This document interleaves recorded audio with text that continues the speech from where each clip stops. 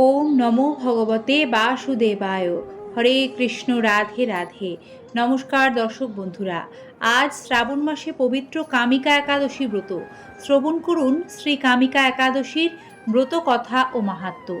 যুধিষ্ঠির মহারাজ শ্রীকৃষ্ণকে বললেন, হে গোবিন্দ, হে বাসুদেব, শ্রাবণ মাসে কৃষ্ণপক্ষের একাদশীর নাম এবং মাহাত্ম্য সবিস্তারে আমার কাছে বর্ণনা করুন। তা শুনতে আমি অত্যন্ত কৌতূহলী।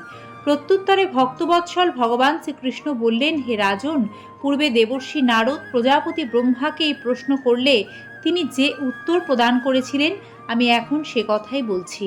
আপনি মনোযোগ সহকারে তা শ্রবণ করুন।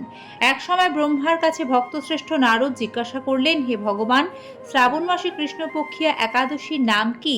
এর আরাধ্য দেবতা কে?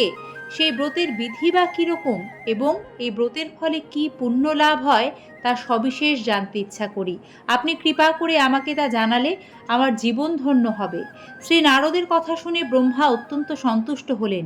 তিনি বললেন, হে বৎস, জগজ্জীবের মঙ্গলের জন্য আমি তোমার প্রশ্নের যথাযথ উত্তর দিচ্ছি, তুমি তা শ্রবণ করো। শ্রাবণ মাসে কৃষ্ণপক্ষিয়া একাদশী কামিকা নামে জগতে প্রসিদ্ধা। এই একাদশীর মাহাত্ম্য শ্রবণে বাজপেয় যজ্ঞের ফল লাভ হয়। ভগবান শ্রী হরির পূজা অর্চনা অপরিমিত পুণ্য ফল প্রদান করে। গঙ্গা, গোদাবরী, কাশী, নৈমিষারণ্য, পুষ্কর ইত্যাদি তীর্থ দর্শনের সমস্ত ফল একমাত্র কৃষ্ণ পূজার মাধ্যমে কোটি গুণ লাভ করা যায়। সাগর ও অরণ্যযুক্ত পৃথিবী দানের ফল, দুগ্ধবতী গাভী দানের ফল অনায়াসে এই ব্রত পালনে লাভ হয়। যারা পাপপূর্ণ সাগরে নিমগ্ন, এ ব্রতই তাদের উদ্ধারের একমাত্র সহজ উপায়। এই রকম পবিত্র পাপনাশক শ্রেষ্ঠ ব্রত আর জগতে নেই। শ্রীহরি স্বয়ং এই মাহাত্ম্য কীর্তন করেছেন। রাত্রি জাগরণ করে যারা এই ব্রত পালন করেন তারা কখনো দুঃখ দুর্দশাগ্রস্ত হন না। এই ব্রত পালনকারী কখনো নিম্নজনী প্রাপ্ত হন না। কেশবপ্রিয়া তুলসীপত্রে যিনি শ্রীহরির পূজা করেন, পদ্মপাতায় জলের মতো তিনি পাপেও নির্লিপ্ত থাকেন।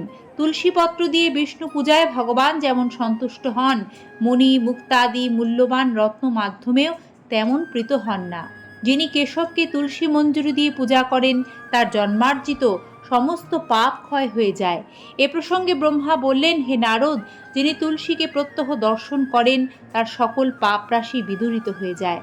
যিনি তাকে স্পর্শ করেন তার পাপ মলিন দেহ পবিত্র হয়। তাকে প্রণাম করলে সমস্ত রোগ দূর হয়।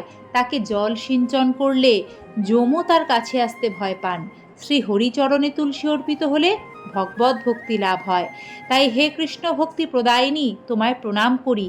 যে ব্যক্তি হরিবাসরে ভগবানের সামনে দীপদান করেন, চিত্রগুপ্ত তাঁর পুণ্যের সংখ্যা হিসাব করতে পারে না। তার পিতৃপুরুষেরাও পরম তৃপ্তি লাভ করেন। শ্রীকৃষ্ণ বললেন, হে রাজন, আমি আপনার কাছে সর্বপাপ হারিণী কামিকা একাদশীর মাহাত্ম্য বর্ণনা করলাম।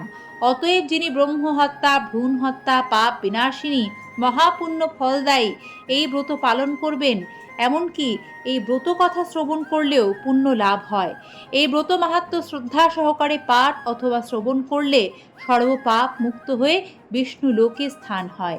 হরে কৃষ্ণ কৃষ্ণ কৃষ্ণ হরে হরে, হরে রাম রাম রাম হরে হরে। শুভ কামিকা একাদশী। ধন্যবাদ। নমস্কার।